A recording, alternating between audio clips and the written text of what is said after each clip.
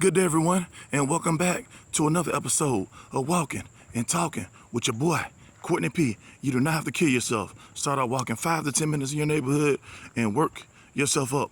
So, what I want to talk to you guys today about is doing contender things in order to become a champion. And I feel like that a lot of times in our culture, in our country, people simply do not want to put the work in to become a champion.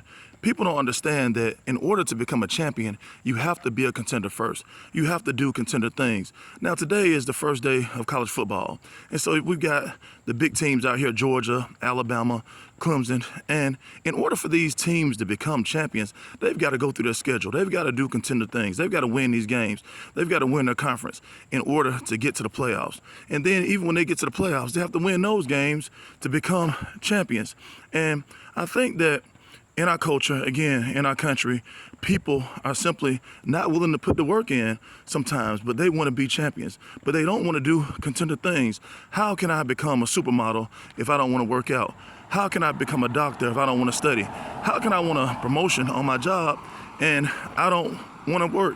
I want to call in all the time. So again, I think that we have to really understand that in order to become a champion, we've got to put the work in. We've got to do contender things. It makes me think about wrestling, and I'm telling my age as I was a real big wrestling fan coming up in the 80s, in the 90s. And if you guys remember the wrestler, Ted DiBiase, he was actually billed his character as a wrestler, as a millionaire. He paid for everything he wanted.